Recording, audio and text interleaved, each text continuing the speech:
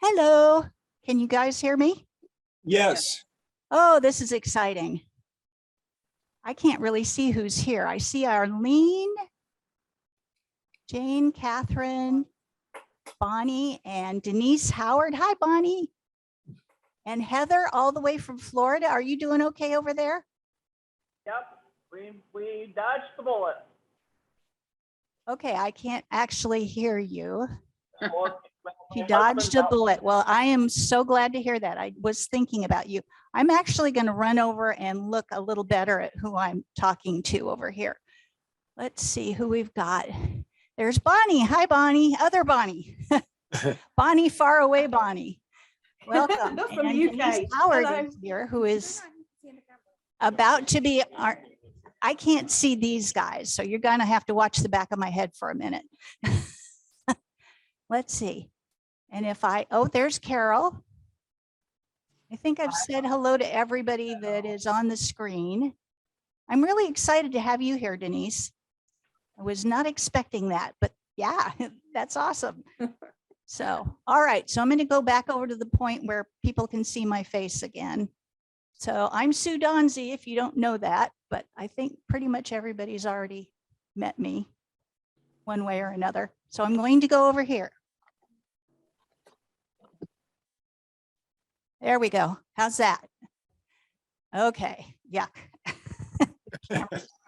All right, well, welcome everybody. So glad to have you with us. We've got a really good selection, more on Zoom than we do in-house, but that's okay. We've got some exciting people here in-house. And so welcome everybody. I really want to thank the board first off for all the amazing backup. Without your knowledge, experience, and help, we would not have a chapter. And we had a DC President's Forum at the convention, and that was pretty much the theme. Board is absolutely crucial. Nothing gets done without you guys. So thank you for that. Right off the bat, I also want to thank the people that have sent me stuff for the newsletter. You know, it's really exciting. I think, Denise, you get to read our newsletter, don't you? Yeah, Okay. that's how I knew about this. Well, good. Yeah, it's kind of an armful, and but we have a lot of incredible content because there's a lot of incredible stuff happening with our members. So thank you guys for submitting. There's also a recurring theme with the DC President's Forum. We're all looking for new members. I think Chicago has something like, is it Cincinnati? They have like 65 members, and they have them from all over the United States and I believe internationally as well. So, you know, I kind of feel a little bit competitive with Rick Forney. He's the one that did the chili challenge. So he's, I believe he's the one with the top amount of members. It's either that or Jan Fagan's group. So not just for numbers sake, but for energy's sake, you know, the more people that we can have to join the group and forward colored pencil, the better. So if you know someone, if you know artists that you would be a good fit or might be interested, please let them know. Also, if you're members of any other artist group, I know you are, you know, see if they're interested in trading information. You know, we all have some time that maybe we could devote or at least check in on other groups to see what they're doing. They might want to reciprocate. So I think that's a good idea. Oh, and also members of other chapters can join our group as well. That's how we got Bonnie and we got Heather. So more of that, please. Yeah, Bonnie, tell your people about that, because I know you do a lot of botanical art and stuff like that. Okay. Okay. Yeah, you can be our ambassador in New York. Okay. All right. Yeah. Well, I wanted to spread my wings and get to know more people in the Colored Pencil Society. And so this was a great way of doing it. And look at all the West Coast friends I've made. Yep. And we got to see you in the flesh in Florida. So that was really Mhm. cool. Bonnie drove down from New York to Yes, I come to the did. convention. So that And was really cool. I met Denise and yeah, that was great. Hi, Denise. Remember me? Your favorite workshop person. And she just remembers me exactly out of 150 people or whatever. Yeah, it was great. Very, very entertaining and edifying experience. Mhm. Okay, the next order of business is it's time to renew for 2023. If you haven't already renewed, you can send a check to Karen Taka. The mail-in membership form is on the back of the newsletter, or you can also sign up online, but you also, of course, have to be a member of National, and you can renew on their website as well. Okay. I think that's all I have right now. Unfortunately, you Zoom people are missing a table full of goodies for the raffle. So we'll have to make an arrangement so next time that you guys can do it in advance. Yes. Okay, good. Ruth just reminded me that one of our members, Linda Rawl, passed in this last month, and we have been gifted with all of her remaining colored pencil materials. There's books, there's pencils, there's paper, and it's just a nice little tribute. Maybe we can get a little shot of that to throw up on the screen before we leave today. And that's all I can think of on that. But anyway, thank you, Linda. I know she's gone fishing. All right, so I'm going to turn it over to Helen. Okay. Hi, guys. Lovely to see you all up there and everyone here as well. Thank you. Can you hear me okay? There we go. Any better? A bit more. Bit more. There we go. So it's lovely to see you all. And it's great that we're all getting back in person. I'm just briefly going to go over, I know we've got a website on the go, and some of our members have actually, Lupe and Sue have got the first proof of the website. And we're going to be going through that with a general drafting. We need more content, but we're going to hopefully break all that down shortly and get that content back on, and then we'll be switching over, and your payments and everything will then go through there, as well as hopefully being able to do more things on the website. And also one of the things I'd love to do is if you guys could please send in some of your artwork or copy, so we want to use that to promote you guys. So there will be a section on there for that. We'll be adding in extra things like a little chat area where you can hopefully leave messages, and the newsroom and everything. Hi, Karen.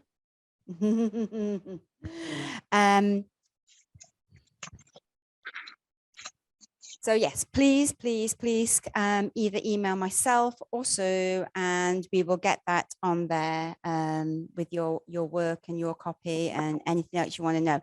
If there's anything you can think of that you would like to have featured, or a topic or a subject or links or connections, not necessarily to do immediately within our group, but you feel like it would benefit the group, then please forward those and we can add those links in, whether it's helping beginners or other advanced members, on any type of topic or subject. That would be brilliant. Okay, I think I've about covered everything.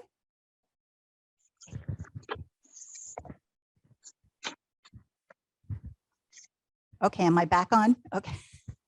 Thank you. I do. Additionally, on the website, that means we can link to your websites. I know we have some artists that have some amazing websites, and that's just another more resource. I want to make it more of a function where people can reach you. If you teach or if you're interested in giving private lessons, I want to make sure that that information gets out there, because I have people that, you know, contact me and say, I'm looking for someone to teach in the Long Beach area. People doing commissions. If you do commission works, there's, I believe, Denise, you can tell me for sure. Can we promote that on our website? I believe so. Okay, yay, good. All right. You know, there's certain lines that can't be crossed. Can't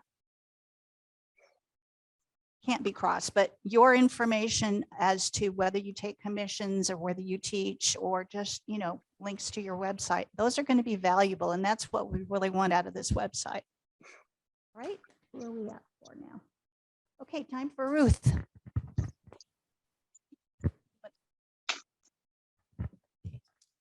Okay, we currently have a balance of $1,653.97, but we're expecting an infusion with the membership. So next time, I'm hoping to report a much larger balance. But there hasn't been much over the summer since the last report. The biggest thing was the contribution to national for the awards. And then the Zoom account, which was 157. And other than that, we haven't had a whole lot. Sue?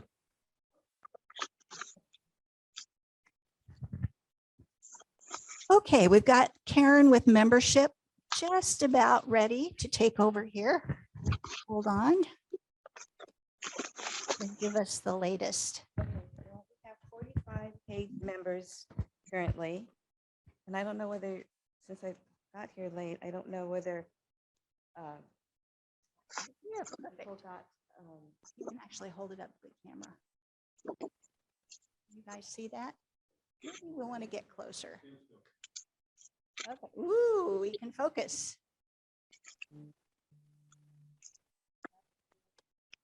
Perfect.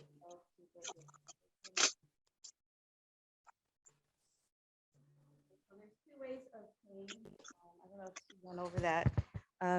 You could pay online on that link, or you could print out the registration form and then fill it out and send it to me with your check.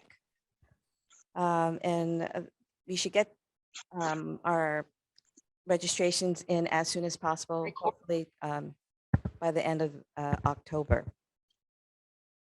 Get you into to the point and all of the, get you into the.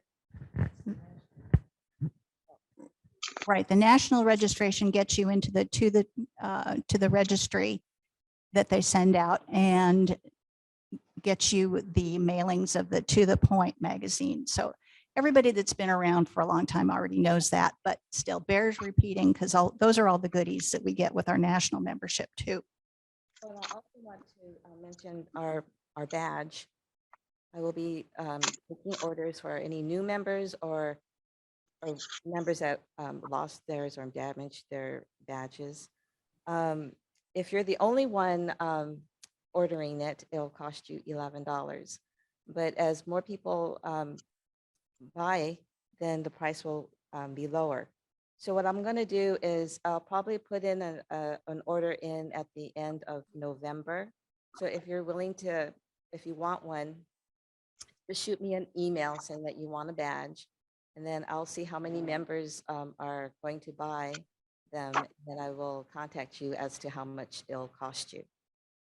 Okay, so if I put in the order with like 5 people, it will be lower. But then the next day you email me saying that you want it and you're the only one, then it will be $11. Okay. Still a bargain. And let me tell you, I had people asking me where the heck I got my badge. So I told them they just need to contact Karen. All right. Has anyone heard from Lupe? Oh, there she is. Where did you sneak in? I just materialized you. All right. Well, I'm going to give you that. That's just sort of a reiteration of everything. Okay. Same stuff. Same stuff. Okay, so that's okay. Did you have anything else that you could think of, Lupe, that we need to tell people? Okay, yeah, we're just really at the end stages of trying to sort out the website, and we've been in the works for a while, but better to do it right than to rush it. So that's kind of where we are. What's that? It's beautiful. It's beautiful. Just, it made me want to drop everything and just work on that, but that doesn't work very well. So where are we on time? Anybody? 20 past, boy, we're moving fast. So any Zoom people have any questions or comments? Need anything other than to come visit when you're all feeling well and up to speed? Okay. Gary, what are you working on? We can do show and tell right now because that's, oh yeah. Okay, can you spotlight him?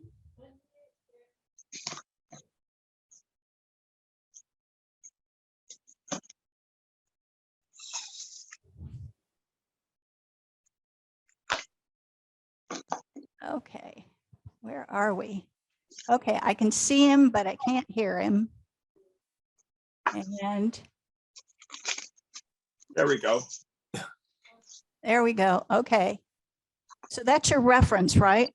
Right, yeah. And I'm Okay. just copying it down now. This is the, Yeah, check out the tracing. That's amazing all by itself. yeah. So, So it's in its early stages. yeah, but this is a bigger piece for you than Yeah. usual, Yeah. right? Since I'm spotlighted, I'll show you the one that I just completed. Excellent. There we go. Okay, that's the one with the florals. Yeah. Beautiful. So this is going in the Foothills Art Association exhibit for October. Right. Now that's the, is it small? It's not small image, is it? No, you Small just, image was last month. And then next month will be the Wildlife and Art Show. right. Okay. That's So, our big, and you got third place in this, in the small image with your Australian bee eater. yes. Yes, yay. Okay. Thank you. And Arlene just also was accepted and won first place in a Women Painters West exhibit. And Buena also got juried in. Couple of beautiful pieces that you'll be seeing in the newsletter as soon as it gets done. So, Catherine, what are you working on right now? We've got you muted. I'm working on 2 commissions right now of dogs, 2 black dogs. Nice. So nothing right now. Okay, and you're Besides still that. teaching, aren't you, one-on-one? Yeah, actually I have a lesson tomorrow with a student. So yeah, I just started that. So that's been really fun. Nice. Okay. All right, so, I have a question Yes. for you California people. sure. A friend went out there to a hotel. I'm trying to get to it. This picture is of some flowers I'm doing, if you can see that. Mm-hmm. Does Hold it up. anybody know what those flowers are? Can you hold can't up see it. again? Hold them up, Bonnie. I am. No, no, Higher. it has to be in front of your face. There we go. Any idea? No. It's And not here bougainvillea. it is in front of the, with the leaves. Can you see that? Can you see the leaves on them? See the look like a primrose? No. See the leaves? They're kind of succulents. Maybe. Yeah, that is some type of succulent. Yeah, I think that's, it looks like a geranium. But You know do what? geraniums ever have those leaves? They No, kind of have fleshy leaves. well, not like that. That's something else. It could be calico. Oh, you know what, Bonnie? I will send you a link to a flower identifier. And you can, it's $19 a year, but it's pretty much invaluable. Okay, So I'll send you the link for that later. okay, thank you. Nobody knows what these are. Right. Well, I go to Okay, Colorado thanks. and everything's different there. All the plants are different there. So I use that Mhm. app all the time, trying to figure Okay. out what things are. They look like calico. Calico? Calico. K-A-L-A-N-C-O-E.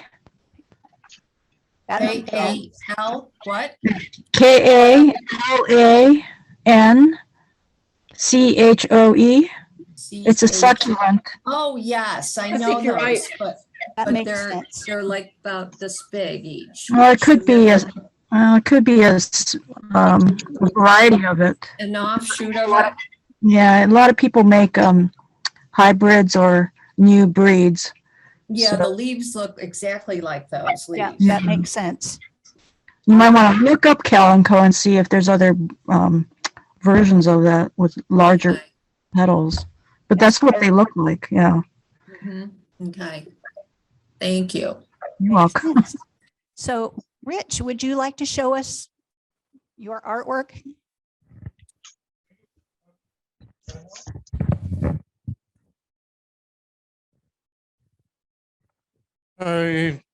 This is a piece that you may have seen before, but it's my colored pencil doggy.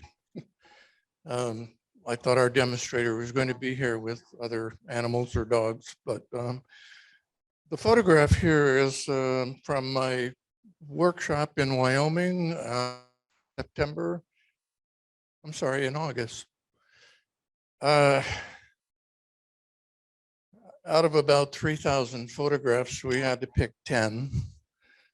And this was one of my top photos, an early morning photo shoot that I took down to the Huntington Beach Art League. The first meeting that the Huntington Beach Art League has met in the last 2 years. And anyway, I had been taking photographs and this piece was entered in the photography section. And during the Huntington Beach Art League meetings, the demonstrator picks work for awards. Well, there were 3 photographs that were in photography. And when the awards were handed out, the piece to the left of mine got first place and the piece to the right of mine got second place. And I was really puzzled about the selection because I'm trying not to be arrogant, but I thought my photograph was superior. And then the president who hands out the awards came back with the best of show ribbon and hung it on my photograph. So I had to kind of laugh about that.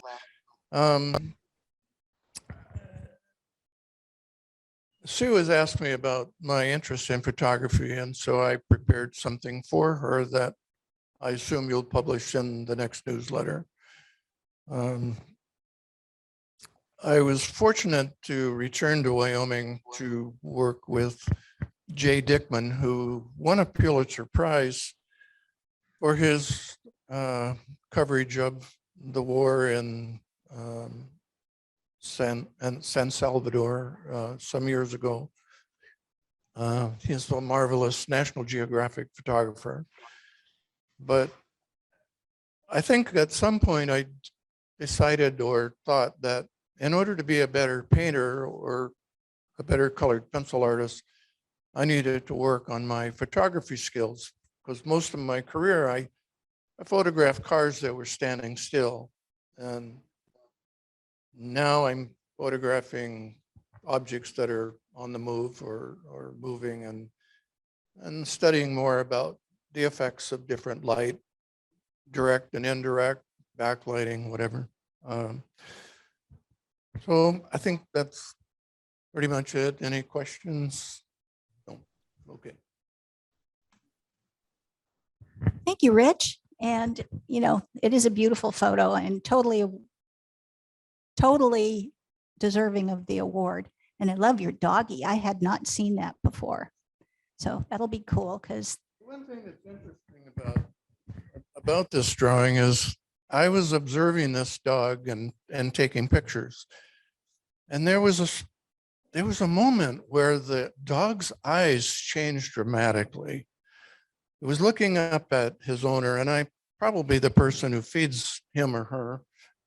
And all of a sudden, this lovely expression came on this dog's face, which I captured in a photograph. I call this piece Loving Eyes. I can see that. Wonderful. Thank you. And your article will be in the newsletter. Thank you for submitting that. If you think they're safe there, leave them there. Okay. All right. Okay. Does anyone have any other questions or comments? Are we good? I didn't necessarily. Hi, Buena. I didn't say hi when you came in. Good to see your name. Hi, I'm sorry. Can you hear me? Yes. Oh, okay, I'm sorry. I'm off camera because I'm working. And as someone else stated, I have a student that I'm going to be teaching today. And I also have advertised that I have an upcoming colored pencil class that I'll be teaching starting Tuesday, October 4th at 6:30 p.m. It will be going for 6 weeks. And if you know of anyone that would like to join, it's still not too late to sign up and get details from me. So again, it's starting again this coming Tuesday at 6:30 p.m. and it is online.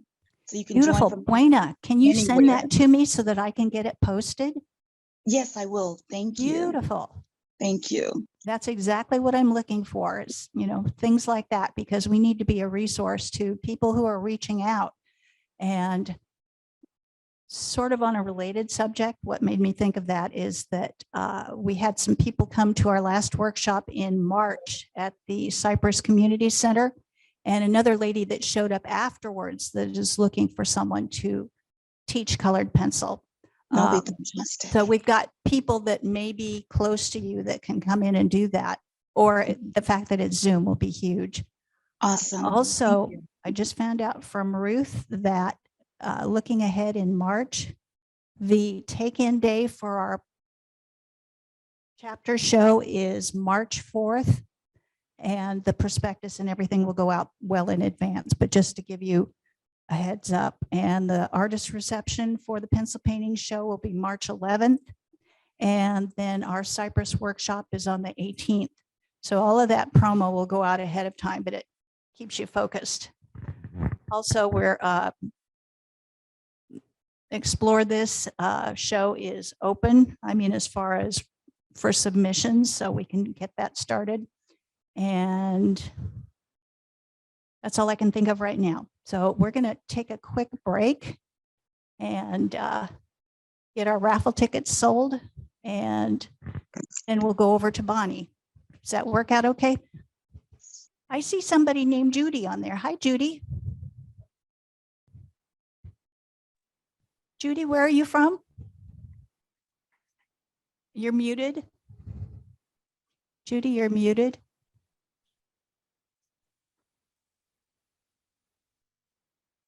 I'm from San Francisco. Oh, that's wonderful. Hi, I'm Sue Donzi. Hi. Nice to have you check in with us. And Sharon, I didn't say hi to you when I didn't just now notice that you were here. Okay, did I miss anybody? I don't think so. Well, anyway, welcome everybody and appreciate you checking in with us. We're going to take a quick break so we can do our in-house business quickly, and then we'll sign over to Bonnie Snowdon because we're pretty anxious to see what she's doing. So Bonnie, we're going to start a little bit early with you if that's okay. All right. Okay, thanks.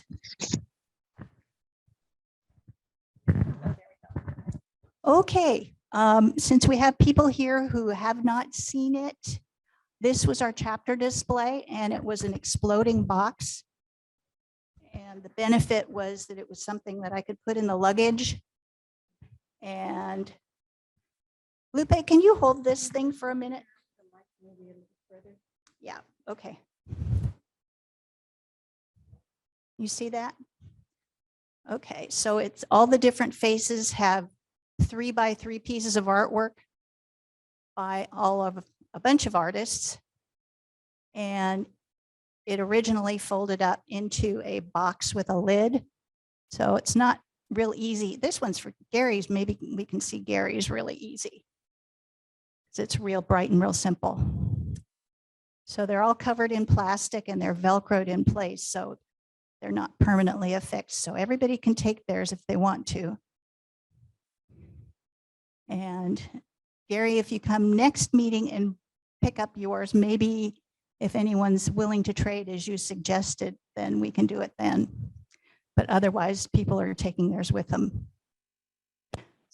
Anyway, that's all on that.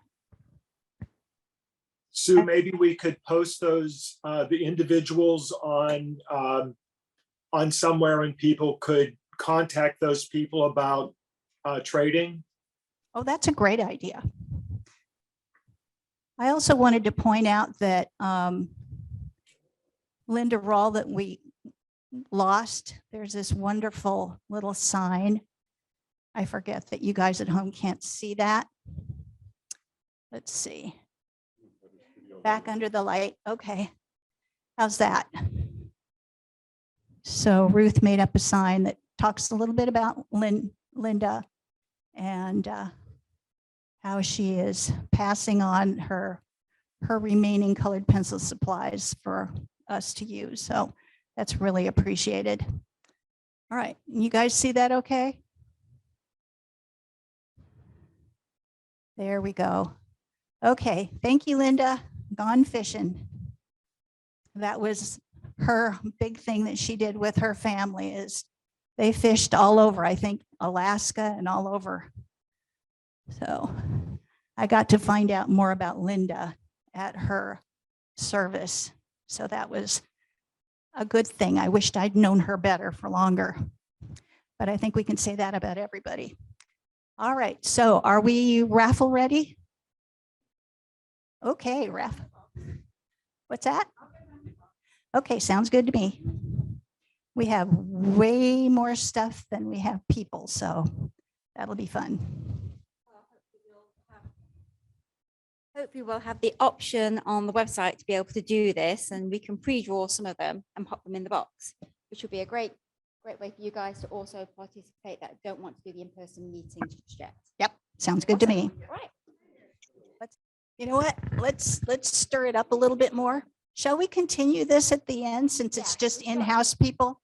And then we'll keep the action going. So Bonny Snowdon is an international artist from the UK. I was looking at her website last night and again, because we've been checking her out for a while, and she has a huge community.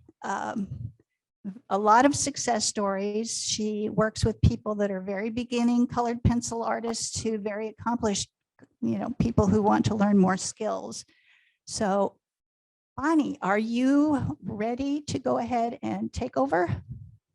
I am. Thank you so much for inviting me. It's so nice to see everybody. And I have to say, I'm particularly excited to see Denise because when you talk about colored pencils and you look at the colored pencil world, Denise Howard is kind of one of the people up there that You know, I recommend her books to my students, and I have her books in my bookshelf, and it's quite thrilling actually to see Denise and have you here, Denise.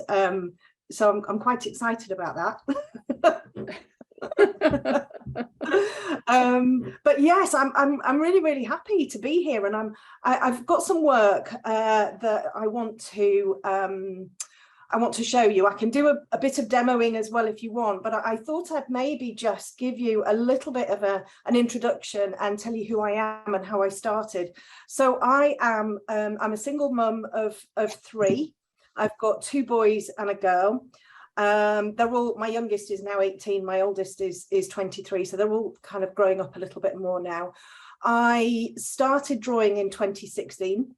So I picked up colour pencils to do colouring books. I was a business coach. I worked out in the Middle East quite a bit.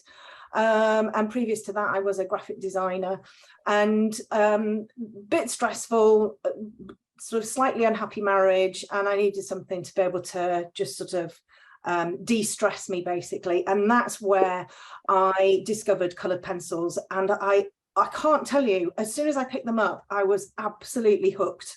I was hooked. My daughter bought me a colouring book. She bought me some W.H. Smith. I don't know whether you have W.H. Smith in the US. W.H. Smith pencils, which were horrible. I didn't know they were horrible when I first started, but basically quite cheap, no pigment, quite hard to get any sort of saturation down on the paper. And within a week, I had bought a full set of some of the Caran d'Ache pencils. I was just completely obsessed. I didn't actually draw my first portrait drawing until around March. So that was sort of December. So it was a few months before I actually decided I was going to draw something. And it was a friend of mine who was looking for a picture of their dog. And she said, "Oh, you can draw. You draw our dog." And I was like, "Well, I just colour in. I just kind of colour in shapes that are already there. I'm not sure I can do that." Anyway, I did it. And then I was like, "Oh gosh, this is exciting." I started posting things on my Facebook, and then people started asking me to do commissions. And this was 2016. And the beginning of January 2017, I became a full-time artist, and I've been a full-time artist ever since. I still do commission work, which is probably about 10% now of my income comes from commission work. I now work from waitlist. So as well as being an artist, I also have quite an entrepreneurial head, if you like. I'm very interested in business. I've worked in the business world before, and that sort of it doesn't excite me as much as my art does, but it definitely excites me. And I like marketing. I like using social media, and I kind of naturally share things. So as I was growing as a colored pencil artist, I would share things on my social media. My social media grew. I think I don't know, I've got about 77,000 on Instagram. I've got about, not that figures particularly mean anything, but I have got a really lovely community. And I started to teach in 2019. People had said, you know, can you do some teaching? Can you do some tutorials? And to be honest, to begin with, I was like, oh no, I just don't think I'm experienced enough to be able to do this. But I opened a Patreon channel in February 2019, which was incredibly exciting, and has done really, really well. I don't know whether anybody is familiar with Patreon. It's a funny channel. It's not particularly user-friendly, and it's quite frustrating as an artist following a creator. It's quite frustrating as a creator. It's really frustrating because the customer service is not great. So I had this big dream that I would create my own teaching platform. And 2021, I decided I was going to go ahead and do it, and I got together with a consultant from France who was an expert in the website that I use, and in building a membership and a community. So we spent the majority of 2021 kind of working out what I was going to do, rebranding myself, looking at how I wanted to teach. how I wanted my platform to work. And then in September 2021, so a year ago, I launched my my academy, the Bonny Snowdon Academy, and I now have just over 2,000 students who are subscribed to my my academy, which is amazing, and the community is absolutely fantastic. And what's brilliant is that you have very beginner artists, people who don't have a clue what coloured pencils are and haven't drawn, a little bit like me, haven't drawn since school. So I left school at 15 in 1985 and then didn't pick up a pencil again until 2016. And there are a lot of people out there like that who were told they couldn't do art, or they were a failed art student, or they loved art, but then, you know, maybe family or something like that said, oh no, you can't make a living from art. And so many people left it. And I think over the last couple of years, particularly over lockdown, people have realized that creativity is really, really, really important. And it's a really, whatever creativity you do, whether it's drawing, painting, singing, dancing, anything like that, it takes you out of that sort of real life, you know. And how I teach, I bring a lot of my coaching into it. So I have a degree in business coaching. I also have qualifications in NLP. So I bring all of that into my teaching. So as well as I'm teaching how to draw with colored pencil and techniques and everything, I'm also helping my students become more confident. I'm helping them change mindset. I am a ridiculously positive person. Very, very Pollyanna-ish. I find the good in everything. And I've always been like that. And I know I'm totally blessed when it comes to having a personality like that. And I've found that having that mindset, I've had to work on it. I've had to work on it really, really hard. But I find that having that mindset, particularly in a business setting, it enables you to believe in what you're doing and believe you can actually do it. And I think that's really, really important. I think there's there are an awful lot of artists who suffer from imposter syndrome, don't feel that they, you know, they can call themselves an artist even, which makes me really sad. I think anybody who have, you know, you can call yourself anything you want to call yourselves, and many artists are incredible and still sort of are fearful of calling themselves artists. And this is what I want to do with my students. I want to really help them increase their confidence. So an awful lot of my teaching is actually about mindset rather than here's a colored pencil and this is what we do with it. Because if you can be confident and you can believe in yourself, you can do anything. My students can do anything. And as long as they're happy with what they're doing, that's all that matters. So teaching is my sort of my full-time profession now. Commissions, I do still do a few of those on the side, which I really, really love. And I started to do a few little bits for myself as well. I have 3 main surfaces that I work on. And if it's okay, I'm just going to switch over to my drawing board where I've got some pieces laid out, and then I can just talk you through what I'm doing. And if anybody has any questions at all, please just interrupt and just shout and just say, Bonny, you know, what's this, what's that, what's the other. If you've got any questions at all, even regarding like teaching or, you know, anything like that, I'm always incredibly open with anything anybody wants to know. So I'm just going to switch my camera over, hopefully. Here we go. And I'm just going to move my microphone as well. So I might go quiet for a second. Okay. Oops. So hopefully you can hear me. Can you hear me okay? Yeah, can you hear me? Yeah, cool. Okay, so I'm just going to start with, I've got loads of them just piled up on my drawing board. And this one here, I might just blow this up a little bit. Oops. Hang on, I'll just make sure that I'm zoomed in. Okay. So this is one of my latest tutorials, which is on drafting film.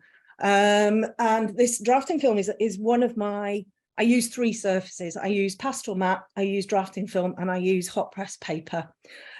Drafting film I love for subtraction techniques, for being able to get straight in with the detail without having to create tons and tons of layers, to be able to, you know, with the values and everything like that. And if you use pastel matte, drafting film is like a little bit of a holiday. It's like going and sitting on the beach for a bit. Because you don't have all of the tooth and everything that you've got to kind of get over. And it means that I can use tools like the slice tool. So I don't know whether anybody, you probably are all very familiar with these tools, but this is the slice tool that I use. This is the manual pen cutter. And what I tend to do is I'll work on the values, and the color is kind of secondary, but I'll work on the values mostly, get all of the values in, and then I go in with my eraser and my slice tool and I bring all of the detail out, this particularly for drafting film.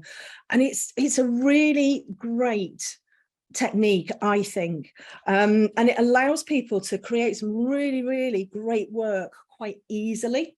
And the other brilliant thing about drafting film is, with it being sort of semi-opaque, you can very easily sort of pop your line art behind the film, or, you know, if you really want to, you can put like your whole printout behind there and you can kind of draw on the top of it. And it just, I think it's quite nice. It's a bit of a safety blanket really for beginner artists. They don't sort of lose their line art. They don't have to rub it out. They don't get graphite merging in with all of the pencils and everything. So on drafting film, I tend to use polychromos and luminance. The pencils I use are polychromos, luminance, Pablos. I love the Derwent drawings for sort of like larger areas with the really big, fat, soft pencils, but mostly it's polychromos and luminance that I use. Yeah, so this is just a brush for brushing it off. So that's a tutorial that I've created for the Academy. When I record my tutorials, I've got like a Sony camera that's above me. I've got a big rig set up above me, and I tend to do all of my voiceover as I draw.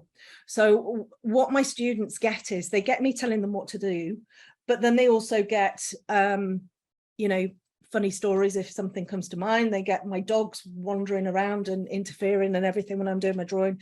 They get my thought process, and for me that's a really, really important part of teaching, for me, teaching colour pencil, because they get to see me decide on colours that I'm going to use, and then they kind of they can almost hear my brain whirring around, and then they get to see me change my mind, and then I'll tell them why I'm changing my mind. So I'll go, oh, I'm going to use these colours. And then it will be something like, oh, actually, no, I'm not going to use those colours because X, Y, Z. I'm going to choose these colours instead because X, Y, Z. So they get all of the good stuff, as well as me sort of showing them what to do. They also, which I think is incredibly important, they get to see me going wrong.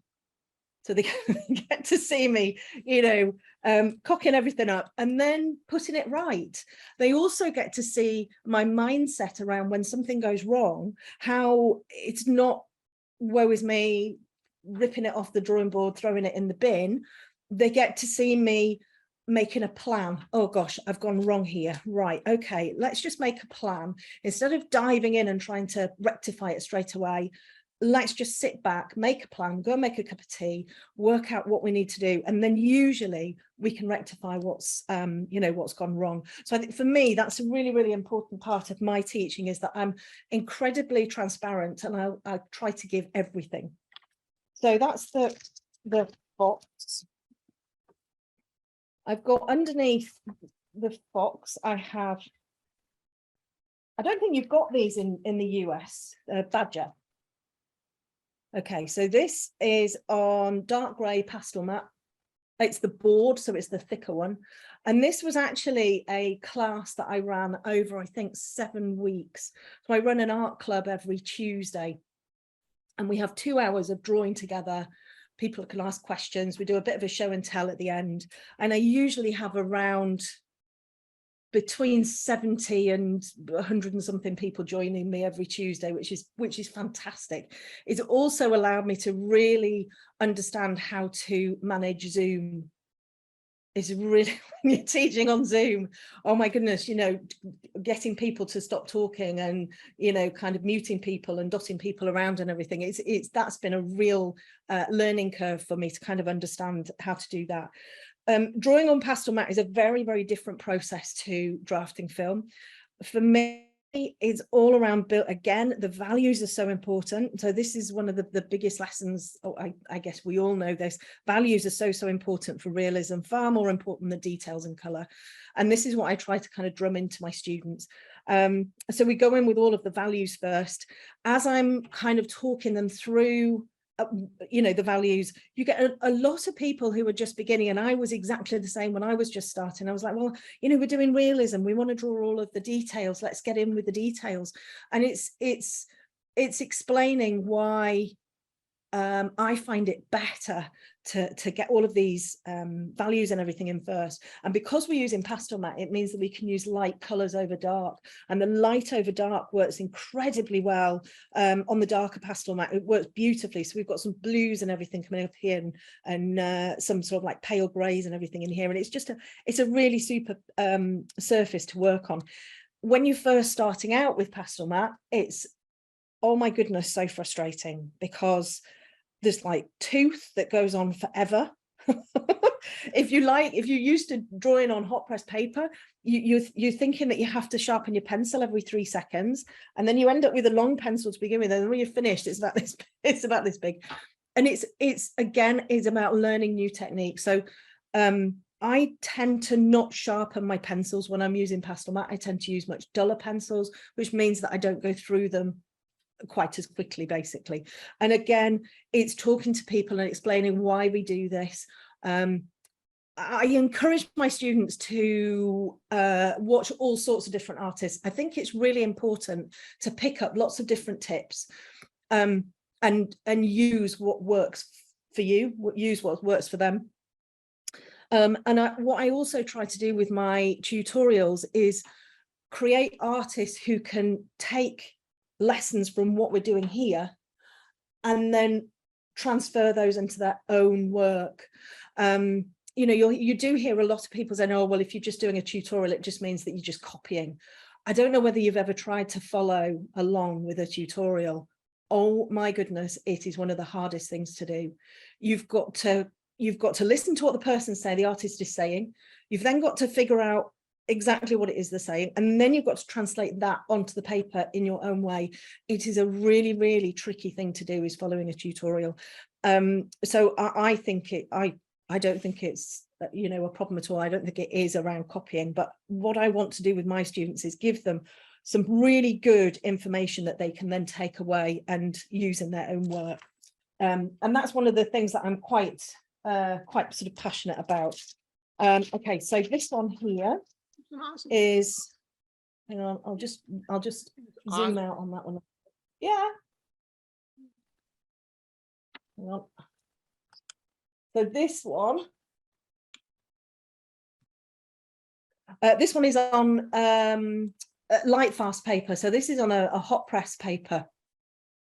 I have to say it's not my most favorite surface to use, but I do quite like the light fast paper because it does take quite a lot of layers. And please do tell me to shut up, because if you don't tell me to shut up when you need to go, I'll still be here at midnight, because I tend to just talk. So please cut in and say, Bonnie, that we've had enough now, you need to go. Yeah, I quite like the light fast, the Derwent light fast paper, because it does allow for quite a lot of layers. I'm quite a layering sort of person. For this one, I did use indenting methods. So where you indent into the paper so that you you don't sort of you can create whiskers and stuff like that. For me, on hot press paper, I find that is the best method to do, is indenting the paper so that the pencil skips over. I don't like to indent on pastel mat. I find it just disturbs the surface a little bit. And of course, you don't need to indent on the drafting film because you can just rub it out or scratch it out. So I like to use the clay making tool. There's like a little wooden tool here that's just from Amazon, and it's got sort of like a sharpish edge. And then I have got, this is a nail embossing tool. Personally, I prefer the wooden one. I find it a little bit softer, and I find I can actually create lines that aren't just all the same. They've got a little bit of difference in them. So for this one, I use this for the whiskers. I used the indenting tool for all of these hairs down here as well. And I actually really enjoyed this piece, and it turned out far better than I expected it to. Because like I say, the hot press isn't really my favorite paper. And this one's a full tutorial as well. So I recorded every single minute of this. I can't remember how long it took, but it was fun to do. It was really fun to do. Another thing that I use an awful lot are the glazing technique. So I'll use things like, this is the dark cadmium orange, but I also use the polychromos orange glaze. And I like to kind of put all of the details in, get all of the values, all of that lovely stuff. And then I'll come in and I'll glaze over the top.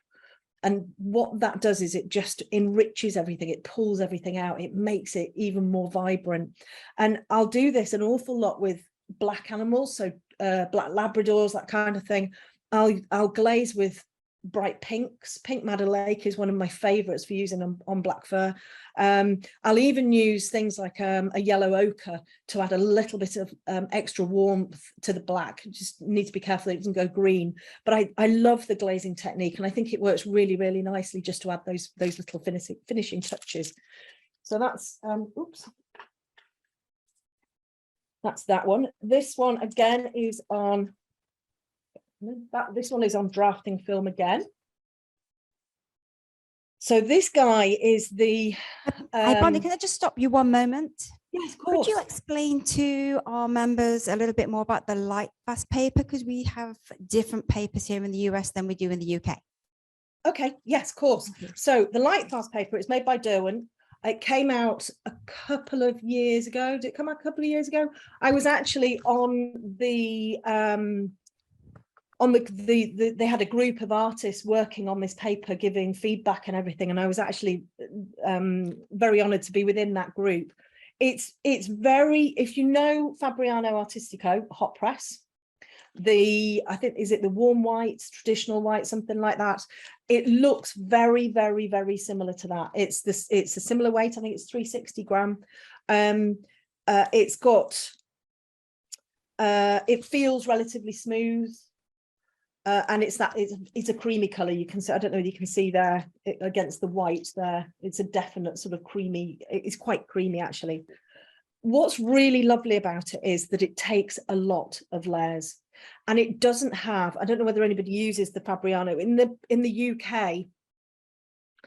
Fabriano Artistico hot press has gone weird. It's got, they use a stamp on it. Oh, I'm just going to get some water. They use a stamp on the Fabriano that gives it like a very strange, it's almost like working on linen. There's a texture to it, and it's really frustrating because you can't get rid of the tooth, and the tooth just keeps coming back, and you've got to use, I use very light pressure with my pencils, and I find when I'm using the Fabriano hot press, I have to really burnish, and I end up, I ended up having to have physio on my shoulder. So this is why I really like the Derwent light fast paper, because it doesn't have that strange texture to it. It allows you to put a lot of layers in, and it also allows for subtraction with sort of like a kneadable eraser. Works really well. You can use Scotch tape on it as well if you're sort of careful. And it's a really nice paper. I think it only comes in 2 sizes, which is unfortunate. This size, which is just slightly bigger than A3, I'm not quite sure how big it is, and then there's a smaller pad size. And when they first brought it out, it was ridiculously expensive, which again was a bit of a shame. But it's a really super paper, and it only comes in this one color, this sort of off-white color. But for me, it was a better a better option than the Fabriano. Usually when I use a hot press paper, I tend to use a Stonehenge or a Legion Lennox, something like that. That's slightly not quite as creamy as this. It's still a relatively warm white, and I like that again because it allows for layers. A lot of people find with the light fast, you can find your colors sort of, they almost absorb into the paper. I mean, I don't know what others think about it. My feeling is that the tooth relaxes a little bit and the pigment just sort of drops in and then it ends up being a little bit faded. Personally, I find it a really lovely paper to work on, and it is definitely for me a better option than the Fabriano, which I really do have I don't even have a love-hate relationship with it. I just don't like it at all. So any other questions about the light fast paper? Bonnie, I wanted to mention that this is Bonnie, the other Bonnie Hi. here. The paper actually comes in 3 sizes, a 9x12, 9 and a 7x10. And they have a bigger size, 12x16, and you can get it at the art stores here in the States. And I wanted to say something about the blending too. I absolutely love it with the blending. And when you have to burnish really hard, I mean, I don't do animals, but I do flowers and landscapes and things like that, and cityscapes and things like that. So when you have to burnish really hard or something, the way the colors blend is just marvelous on there. So I just wanted to mention that too. And so I love that like fast paper too. Yes, yeah. So this is the 12x16 and then this size. And you're absolutely right. I think Derwent did an awful lot of testing, working out what people liked, what people didn't like. And I think they've created a really, really good paper. I wish they'd do it in larger sizes. But yeah, I think it's, and like you say, pencils blend on it beautifully. They just work really, really nicely on it. Cool, thank you. Okay, so back to this is a drafting film piece, this one, and I think if I switch it over, I've got some areas where I've actually gone in on the back where I've needed an extra bit of black in there. This one is the final module I wrote a course particularly for my membership, which is the Colour Pencil Foundation course, and this is the last module. And what I did, if anybody's interested in sort of memberships and teaching and everything, I created this course. It's over 8 modules and it's around 40 hours of teaching, and it includes smaller modules of confidence, planning, values, all of the different pencils, papers, all of that type of stuff. But at the end of it, if you complete 7 out of the 8 modules, you get a gold standard certificate. And if you finish all 8 modules, including this German Shepherd, you get a platinum standard certificate. And that has been a really, really super thing to do within a course, to be able to give people certificates, because they work so hard. If you're doing a course and you're drawing something like this and it takes you about 15-16 hours to do, it's a lot of work. So that was something that I wanted to put in. The other thing that I did as well in the membership was I created a quiz to begin with. So whenever anybody enrolls in the academy, the first thing they do is they take this quiz, and I called it the Formula for Success quiz. And you go through all of these different questions, and you kind of mark them between 1 and 5 or whatever. And at the end of it, it's it doesn't matter if you have a high mark or a low mark or whatever. At the end of it, you get your personalized PDF report. And it tells you where to start. So if they're very, very new, I've then got a link and I'm saying, like, right, start here. You need to learn about your pencils. You need to learn about your surfaces. You need to learn about your, values and all of that kind of stuff, all of the really important basic beginner stuff. And it enables people to really understand where they need to start. Again, that has been something brilliant that's worked really, really well. And I've had really great feedback from. And I like to share all of this, all of these things that I've done. I've invested quite a lot in memberships myself, so in business memberships, in coaching mentors, all of that kind of stuff, and I like to kind of pay it forward. And I think it's important, particularly, there are a lot of people teaching out there, And if you can pick up on these little things that have been really successful for other artists, I think it's nice to know, and it's nice to kind of share that. So this guy, honestly, the feedback that I get back from him, people are just, you know, they can't believe that they've drawn something like this.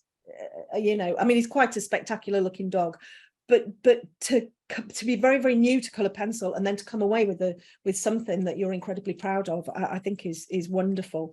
So that's that. And then let me just have a quick look at this one here is, I'm just going to blow that up a little bit actually.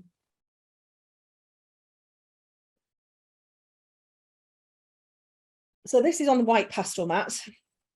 I really enjoyed doing this one. I like to use quite strong colors in shadows. One of the things that I really enjoy doing, I love drawing white on white. That's one of my favorite things to do, is drawing white on white. And I really like lost edges. Now, I don't know whether you've heard of this guy. He's the most phenomenal artist in the UK. He's called Aaron Gadd. He is an unbelievable colored pencil realism artist, and I had the opportunity to work with him in 2019 for some mentoring. He tried to get me using the paper that he uses, and I just could not get on with it at all. I was like, what on earth is this? I was trying to draw on it, and it was like I was a 5-year-old, and I was like, I can't make head or tail of this paper. So I stuck with what I was doing, but he mentored me, and I sent him a number of pieces which he came back and he critiqued for me, and from a place of my development, and it was a huge development point for me, and also a huge learning point in the fact that I need to have critiques on a regular basis. And whenever I teach my students, critiquing is really important, and learning how to self-critique without self-destruction as well is really important. And that's one of the things that I teach on an ongoing basis. You know, even if you'll find an awful lot of people, and you know, when they're just starting out and they maybe post on Facebook and they go, I've thrown it in the bin, it's terrible, I'm crying, it's awful, I hate it. And what I want to try and help them understand is that even if they, you know, they finish a piece and they're not happy with it, there's going to be something in there that is really positive. And if you can always find something that's positive about the drawing that you've done, you're going to then move on to the next piece with a much more positive, you know, mindset. You know, I mean, even if they've done a drawing and they absolutely hate it and they've screwed it up and put it in the bin, you know, a positivity could be that, you know, they hit the bin with the first throw. You know, that's something positive to take away from the drawing. But I try to help people understand that perfectionism is just not something that we should have when it comes to creativity. If we can get away from trying to be perfect. My drawings, you know, I draw well and they're great. I am a very much and it'll be okay. Well, I'm from Yorkshire, so it'll be right. You know, I if something goes wrong, I'm like, okay, well, and especially with pastel mat, I just layer over the top of it. It's not ruined, it's part of the piece. So, you know, when I'm drawing on pastel mat, I never go wrong. I never have to rub anything out because I just add the mistakes into the drawing. And I really like that mindset because it means that I'm not trying to be perfect. I'm not sitting here night after night going, oh, I just can't get this bit right. For me, it's just like, well, do you know what? Who cares if it's a bit wrong there? Nobody's going to know. You know, nobody apart from me is going to have the two pieces side by side. They're not going to know. So that's another part of what I like to bring is getting rid of that perfectionism. But I just think trying to be perfect with everything, it just kind of scuppers that joy. It stops you from having a lovely time with your pencils. And for me, my drawing is my me time. It's my you know, getting away from the stress and strains of everyday lifetime, you know, getting into that flow with everything. It's just the most wonderful thing to be able to do, basically. And we've got so many lovely tools that we can use and the most fantastic pencils, and we have the most amazing groups and wonderful art tutors who share their knowledge. It's fantastic. It's absolutely fantastic. So, and then the last bit, I'll show you this, is a piece I started yesterday. So it's in that ugly stage, very much in an ugly stage. I'm not sure whether you can see that actually. I'm just shimmying up a little bit. I've got my drawing board flat, and I normally work on about an 80-degree angle, but you can see here, I work in sections.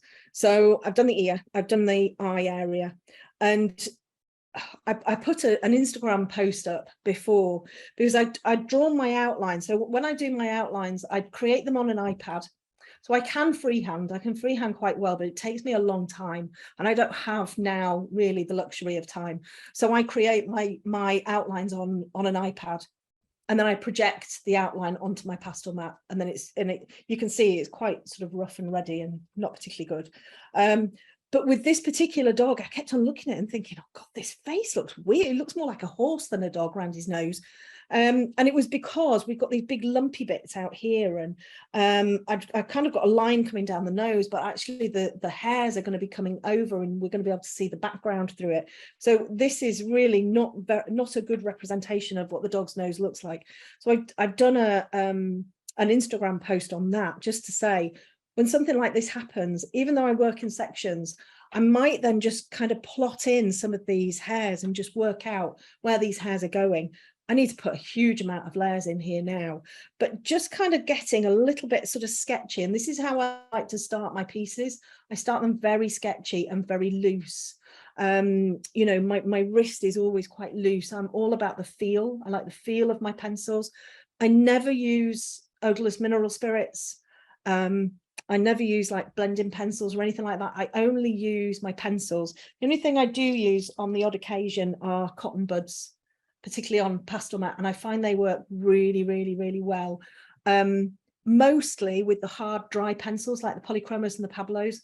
On the pastel mat, they tend to just sit on the surface. The pigment just sits on the surface, and you can move the pigment around beautifully, which means I've now started to do backgrounds on my pieces as well.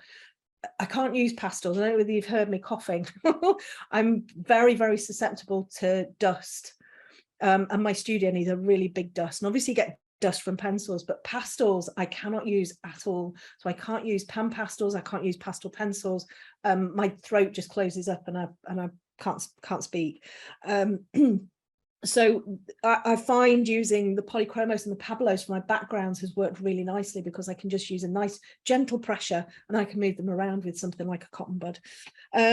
One of my, I'll wrap up in a minute because I know I've been like waffling on. I tend to do that.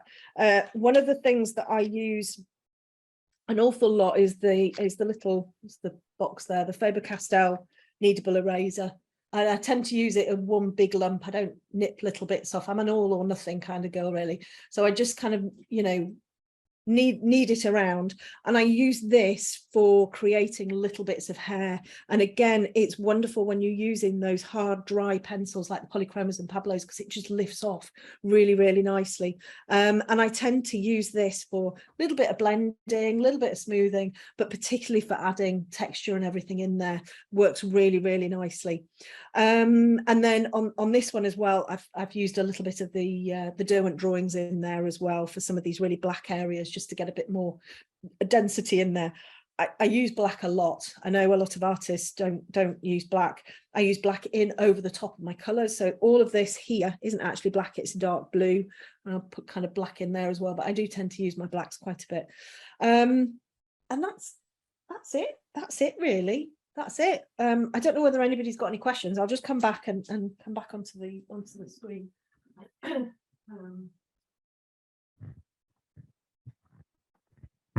Bonnie, can I ask? Bonnie. Can I ask you a yeah, question, sorry. Bonnie? Yes, of course. Oh, I've gone very dark. Yes. Why do you use the pastel mat board over the sheets? Is there a difference? Oh, yeah. Well, there shouldn't be, but I think there is a big, big difference.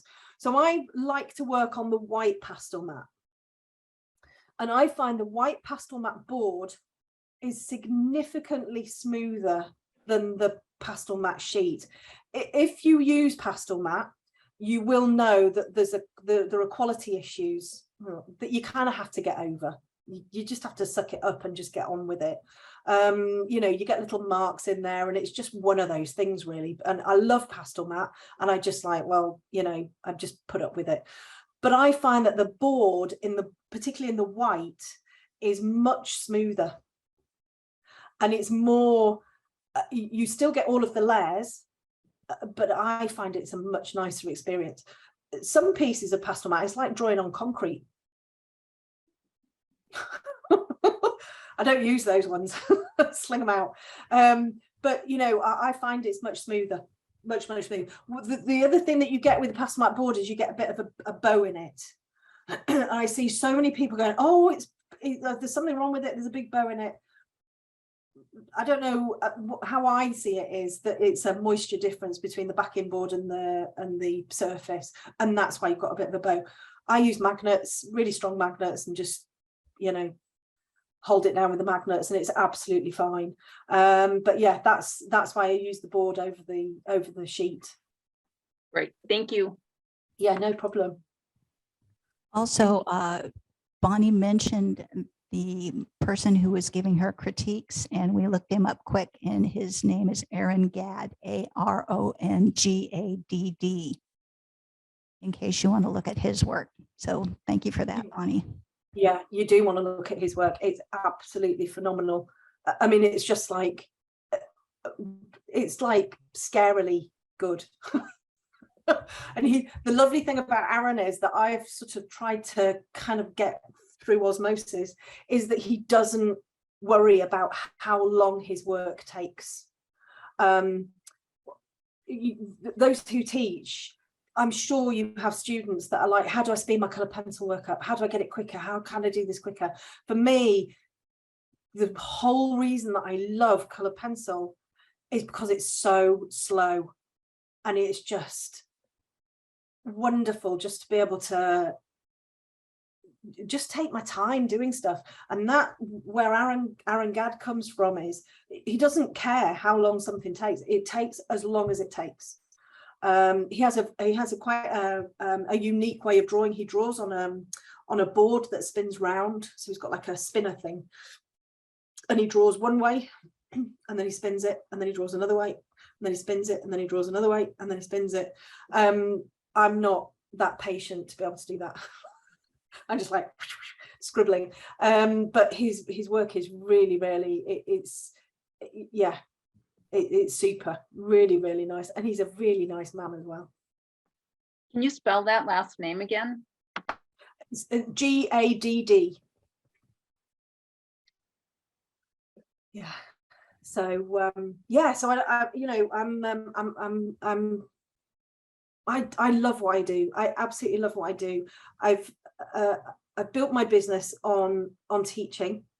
One of the biggest things that I learned from moving from Patreon to my own teaching channel was the importance of customer service. The amount of people that get stuck and can't log in and can't find this and can't find that, can't find the other. So I actually employ a customer service person now to be able to look after all of those queries and questions. And that's something that I know a few artists who have moved from Patreon to their own platform have moved back to Patreon because the customer service side of stuff was so intense.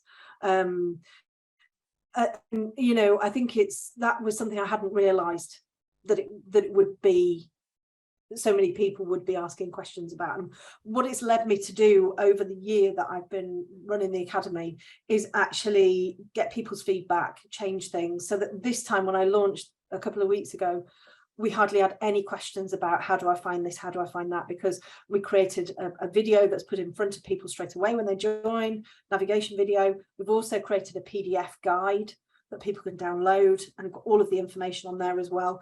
So it's what I've really learned is that people can't read my mind, that people don't think the same as me. And you know, when I'm running a membership and a business like this, I've got to make everything so clear. You know, I might be thinking, yeah, but it's really clear, it's, you know, but people don't think the same as I do. You know, we all think very differently.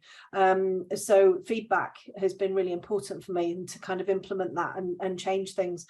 But it's wonderful. And the community, I think that's what I love about it so much, is the community, the people that I've met. I've had a lady that came over from the US just a few weeks ago. She came and stayed in the UK, and we met up, and it was so nice. And I've got some other people that are kind of, you know, coming to stay in this area, and we're meeting up as well. I always like it when people pop in for a cup of tea. And it's just, it's been super. It's been really nice. And it's, what I love about it is that I can do something that I love, and I can make a living, and I can create a legacy for my children, and I can look after my children purely from doing something that I absolutely love, which is wonderful. Well, it's So I'll stop pretty talking now. amazing. Bonnie, did you say that you have 2,000 members in your academy? Yes, just under 2,000, and I've got about 700 in Patreon. Amazing. Just amazing. I love the fact that you're, you know, supportive, and the fact that you realize that you cannot read people's minds, because people don't even know what questions to ask. And I'm, you know, I'm very pleased to see that kind of nurturing environment for beginners. Yeah, you know, it is really important, because there are days, you know, when you get questions through on an email and you just think, oh. And I had a message from somebody the other day, a lovely guy in the US, and he was like, Bonnie, do you never get sick of people asking the exact same question over and over and over and over again? And I was like, I can't get sick of it, because they're brand new to this and they don't know. And so I can't lose my patience with somebody who's just starting out and wanting to know what a slice tool is. Even if I've told all sorts of different people what a slice tool is, they don't know what a slice tool is, and that's my job to be able to help them. And there are times where you get a little bit like, you know, banging your head on the desk type thing, but you know, when people can't get in, and they're trying to log into the completely the wrong website, and you just have to be really patient, you know, because everybody has different ways of thinking. Everybody has a different way of looking at the world. You know, I have a very positive outlook. I don't listen to news. I listen to really uplifting podcasts. I listen to really, I surround myself with really uplifting, inspiring people. And that kind of brushes off on me, and it allows me to carry on believing that I can do this, and I can make a lovely living from it. And I want to help people understand that they can do that too.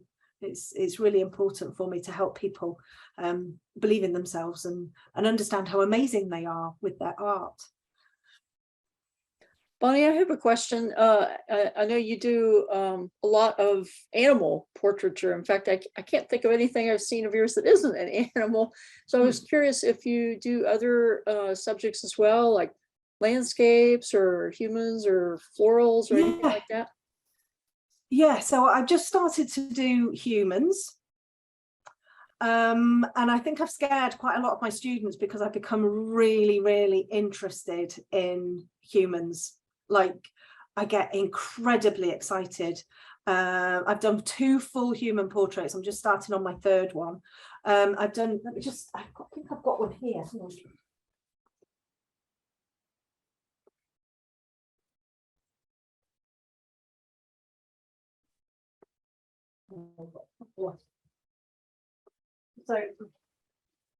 I'll just hold them up. I did this piece. I saw this and I was like, oh my goodness, that looks absolutely amazing. I've got to draw that. So colour for me is just fantastic. So this was a piece that I did for me, and I did video a little bit of it. And I loved it. I absolutely loved it. And then we did this in my arts club.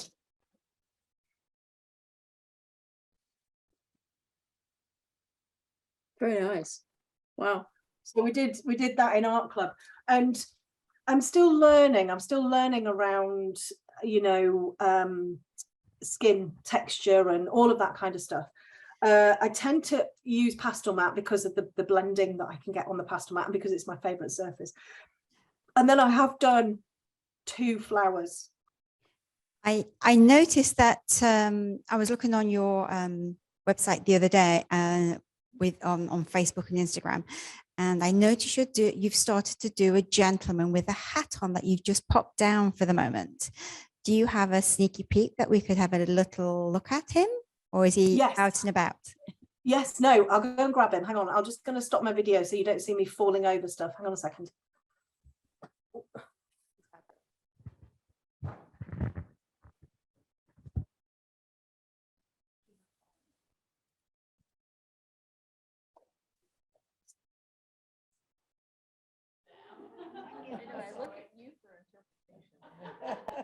It's all a bit noisy because I've got them all wrapped in the glassine. So this is a piece that I've just started.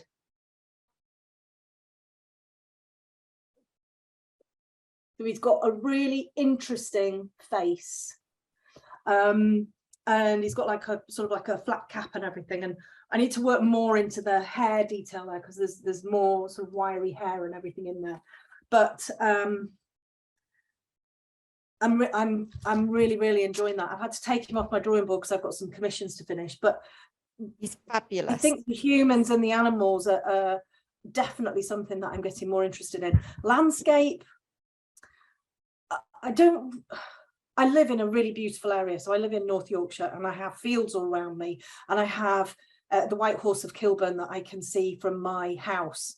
So I've got all of the North Yorkshire moors around me, which is beautiful, but I don't have the passion for actually drawing landscapes. And for me, I have to be really passionate about doing something. The flowers that I've drawn two flowers. They've both been yellow, and I found them relatively simple, but because I was literally just using values, so I was using a bright, quite vibrant yellow and a darker yellow and some red and bits and pieces in there and green. There wasn't a huge amount of detail in it, so it was more around structure and value, and I really enjoyed drawing those. But I think if I had to draw something that was really delicate and a lot more detail, I might struggle a little bit. When it comes to really tiny details, where I kind of fall over a little bit is that I don't really copy my photos. I just wing it. So I'm, you know, so I'll be drawing something and I draw the look and feel. So I kind of visualize how the fur feels or how the texture feels or whatever, and that's what I end up drawing. So if I'm drawing a curly dog, you can bet your life that there'll either be a far fewer curls on the dog or there'll be far more curls on the dog, because, you know, I'm just kind of creating the look and feel rather than copying it exactly. So when it comes to really minuscule details and specific details, so things like flowers, things like birds that have got those, you know, feathers that are very, very symmetrical and very, you know, the patterns very similar, that's where I come unstuck, because I kind of get a bit bored and I just want to kind of just whack it all in. So fur for me, curly fur for me is brilliant, because I can just, you know, off I go. And I don't really have to copy what I'm doing. And I think I have got patience, but I am a little bit lazy, you know, where it comes to sort of getting things absolutely perfect. And that, I think, is one of the things that I need to work on, particularly if I want to start doing botanicals and things like that, because, you know, you do need to get everything spot on.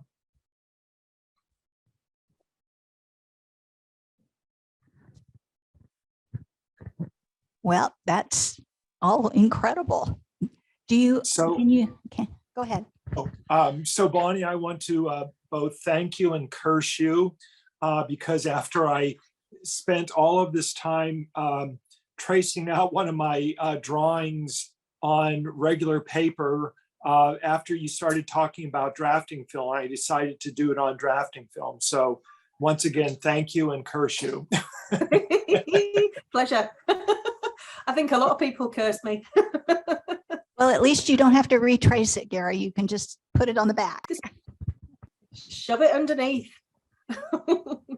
So Bonnie, as someone who teaches as well, one of the questions that I get asked a lot, and I have my own answer for it, which I've never been all that happy with, and I'm sure you get asked this too. So I'm going to ask you this question.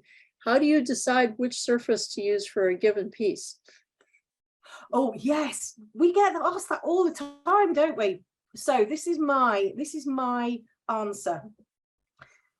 So if it's not for a tutorial, and if it's for a tutorial, there'll have been people saying, oh, can we do something on something? You haven't done this on something, you haven't done that. So I'll kind of, but if it's for me or it's a commission, the best way of choosing a paper is, or a surface, is if I've just done a piece on that surface, I will tend to choose the same surface, because my muscle memory and how I understand and create the techniques, I've literally just finished a piece using that, so it feels far more familiar. Another reason for choosing a specific surface, probably something like drafting film, would be if it's got a lot of sharp texture in there. And when I don't know whether you're the same as me, Denise, but when I look at a photograph that either I've decided to do a tutorial for, or somebody sent it through for me to draw, when I look at it, immediately the process starts of me visualizing that drawing, and I've got it going on in my head, and I've got the techniques going on. I've got colored pencils floating around everywhere in my head, and I'm deciding on, and it's at that point that I think, ooh, slice tool's going to work great on this. This is going to be awesome for just, getting in there and using those subtraction techniques. And that will then be like, right, I'm going to use drafting film for that. Or it might be a visualization that comes through where it's more softer. I could have a really poor photograph. So if I've got a really bad photograph to work from a commission, I will almost always do it on pastel matte, because I can make it fuzzy, nondescript, and just sort of, blend it all out. Whereas on the drafting film, it's harder to get that sort of softness and the fuzziness. So that's kind of what I would do, but it definitely comes from that visualization process. It's fascinating when you talk to people about this, around visualization, because I don't swatch my colors at all. I'm so lazy, and I just don't swatch my colors. So when I start on a piece, I just go, right, I'm just going to use this color, and I just crack on. And a lot of the time I'll start with one set of colors at the beginning, and then I've completely changed my mind when I get to the other end, but it will all work seamlessly. And how I pick my colors now, it all happens in my head. So I can layer my colors in my head, and I can go, right, I want this really lovely deep chocolate brown that's going to go on this bay horse or whatever. So I'm going to have a little bit of burnt sienna, I'm going to have dark indigo, I'm going to have Caput Morton violet, and then, in my head, it's a little bit too bluey or a little bit too reddy, I'm going to bring a little bit of walnut brown in there, maybe a little bit of brown ochre, just to kind of balance it out. And I've got all of this going on in my head, and I can visualize it all layered up and everything like that. And it can be quite challenging to talk about color choices to your students without swatching them all down. But for me, if I had to swatch all my colors out beforehand, I just don't think I'd get on with it. I just want to get stuck in, so I don't swatch. Yeah, I think it's really interesting when we talk about how we select colors and all of that kind of thing. It's really, really interesting conversations, I think, to be had. Well, it's amazing how many different ways different artists work. And I think you're the first one that I've ever heard of that didn't swatch, but obviously it works. It's because I'm so lazy. That's the problem. Well, I can relate to that. Oh dear. Yeah, I just I just like to jump in. I'm not a very prepared sort of person when it comes to my line arts. I do them on my iPad, but then when I transfer them from the projector down onto my pastel maps or whatever, literally there's this one here, the line art for that took about 3 minutes. It's just like, and then when I come to actually fill it in, I'm like, oh, I wish I'd taken a bit more time to do this, because I have no idea what that line is and why does that look weird, and then I have to do it by eye anyway every single time. I don't learn from my mistakes, that's for sure. But yeah, I'm a jump in and get cracking kind of person.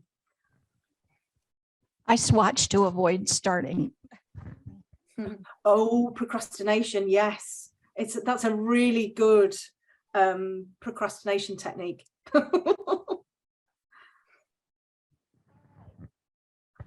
Hi, Bonnie. I'm Lonnie. Hi. And I have taken your Patreon class before, and in part coming on to this, I just wanted to see you because I miss you. Oh. I just love you. I had to stop Patreon because, you know, life was happening. But anyway, just kudos to you for everything you've done. And I had problems with pastel matte.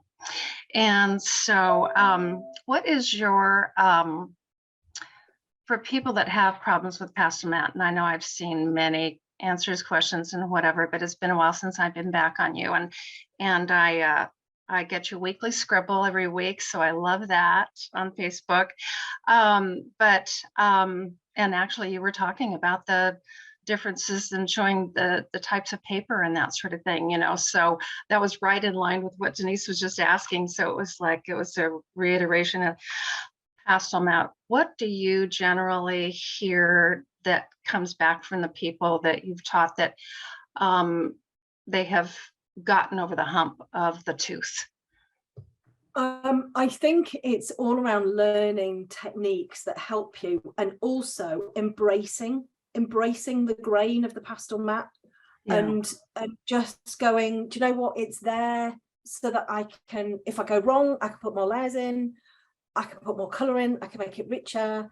You know, it's fantastic, and it's just changing your vocabulary around things. So instead of going, oh my god, it's so grainy and it's just driving me insane, and switch that around, you know.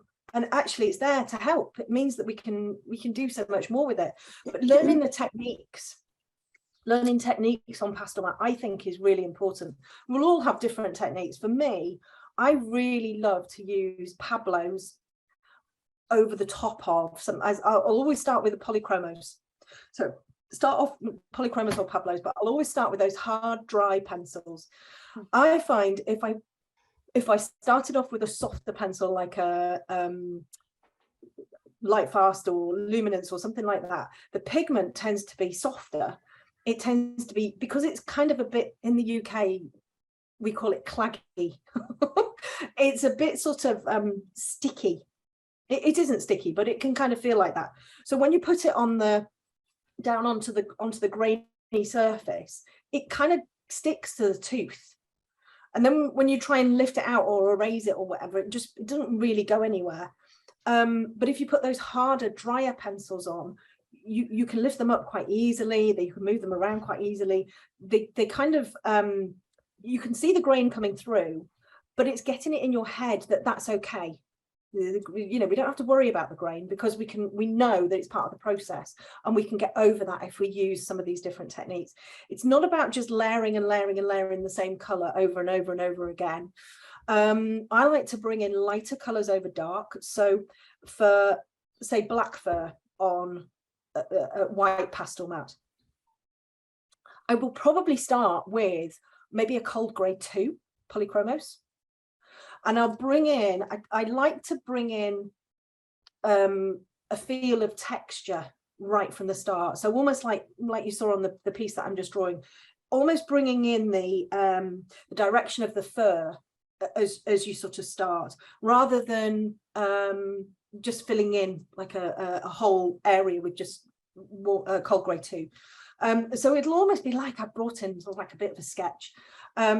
And then use like a darker pencil over the top. So I might then go to a dark indigo over the top of the cold grey 2, because we've already got a lighter color down. We've already got like a little bit of a better base. So you then bring your dark indigo in over the top of that.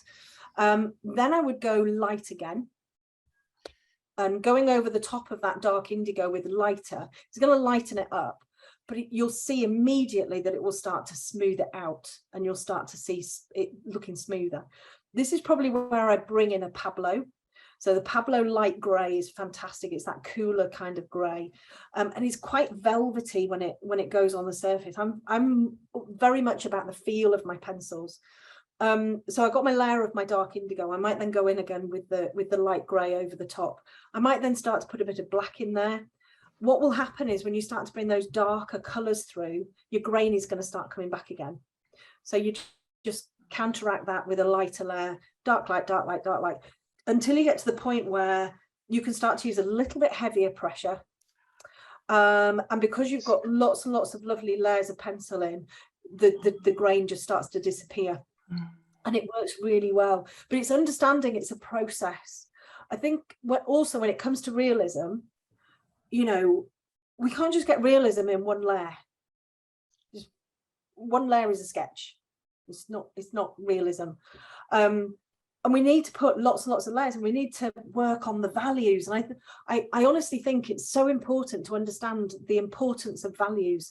You can have a drawing which has got so much detail in, like every single hair showing, and your values are a little bit out, and it's not going to look realistic at all. I mean, in fact, it's going to be like, it's going to make your brain hurt.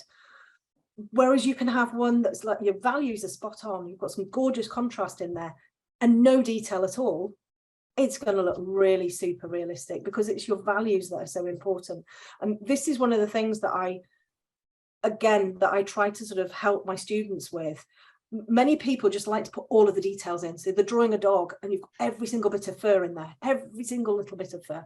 And actually, you don't need it. Just soften it out a little bit, blur it out a little bit, have a bit of detail where it needs to be, but everything else you can just sort of soften out, and it looks much more realistic, and it's more pleasing to the eye because you're not jarred by every piece of hair on the animal. So I think it's understanding the process, and it's understanding those real the real foundations of of color theory, art, all of that kind of stuff. It's realizing that your values are really, really important, and that there's always a process, there's always a technique and everything, and you just have to go with the flow, and you just have to accept that this is what happens, this is what it's like. And some people love it and some people don't love it, and that's why we've got so many different surfaces that you can pick and choose. And a heavy-handed person might get on better with a hot press paper because they're more heavy-handed. A lighter-handed person might get on really, really well with drafting film or pastel mat because it works really well going in there with a really nice light pressure. I think being dexterous with your pressure is really important. So practicing. I do a lot of my work, I tend to have my pencil on the paper and I don't lift my pencil off. I'm just like moving it around and wiggling it about, and being able to kind of change your pressure from super light to a little bit harder to super light to really hard. To be really, really dexterous with your pressure enables you to get movement in your pieces, and it just kind of gives you a little bit more, not everything looking absolutely perfect. Particularly when it comes to fur, you want little sort of light bits and you want sort of slightly darker bits. And practicing your pressure, I think, is a really important part of developing as a colored pencil artist. Yeah, the pressure, I think, is where I have my issues out without going into this and taking up all the time. I was just I was curious what other people were having issues with that they found helped them, in reference to I remember doing Tilly Two Shoes, and she was a dark on light, the brindle whippet dog, and it came out beautiful, but when you look at it close up, you could see all the the tooth coming through, and yes, I did have tooth coming back at me a lot of times and other stuff, but that putting that's the other thing as well, that where we are now, 2022, we have the most amazing cameras, and you go through Instagram and you blow in everybody's pictures and you go, oh, let's have a look at that detail and whatever. That's not how we view art, or how we should view art. We should view it on the wall from sort of like an arm's length away, and then we can't see any grain anyway. You I know, always though, say, just take your glasses off and it looks gorgeous and smooth. That's what happens with me. I just take my glasses off and it's like beautifully blended. I look at it because our cameras on Zoom and that sort of thing. I compare, you know, the tutorials and that sort of thing. Whoever I'm with, you know, it comes out a little different than in reality. I think because I look at your pressure, or I look at somebody else's pressure, you know, like the white of their fingertips, or you know, whatever. Sometimes, you know, and trying to figure out, what do I lighten up? How do I, you know, because I'm fairly light-handed. So it's hard that way, you know, and to figure out where am I at in comparison to tutorial. Yeah, I always I demonstrate on the back of my hand. I've even demonstrated on an orange segment before. I had a tangerine next to me. I was like, right, this is what light pressure looks like. And if you go too hard, you're going to get tangerine everywhere. So I do it on the back of my hand. And very light pressure, you don't want to indent your skin, and that's what light pressure looks like. You know, and if you can kind of get a feel for, you know, light, medium, I never use heavy pressure because it just affects my joints too much.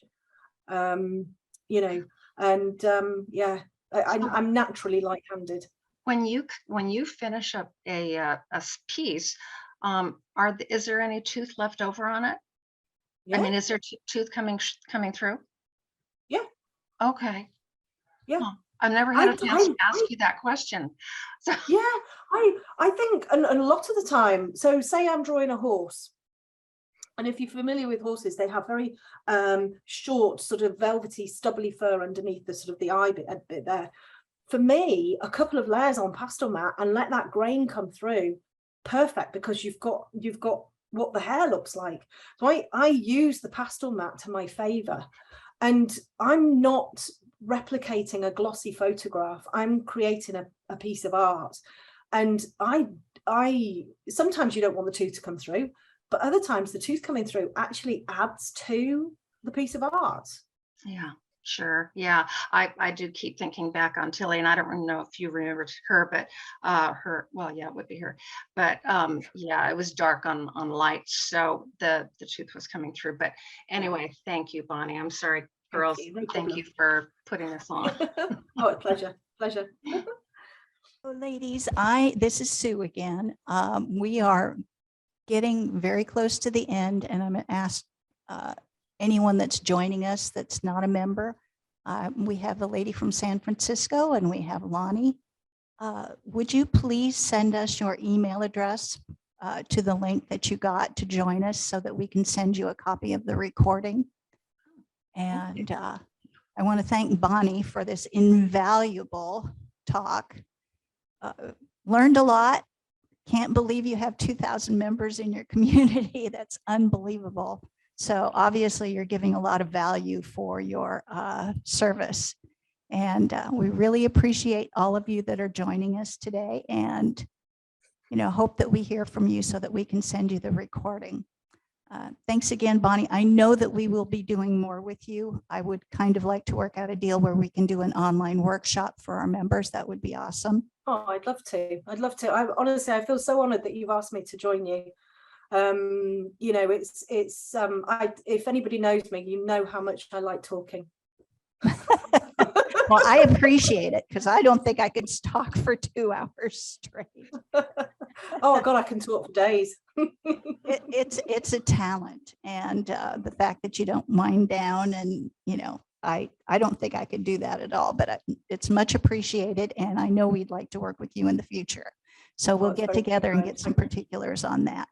And please, if you're joining us for the first time, send us your email so that we can make sure and get you more news in the future. And we will be having more events of various kinds that we'd like to invite you to. All right, so we're going to end off now and finish up our raffle so we can get out of here and the church can have their building back. Thanks again for joining us. Much appreciated, and take care, everyone. All right. Thank you very much. Thanks, Bonnie. Bye. Thank you. Thank you.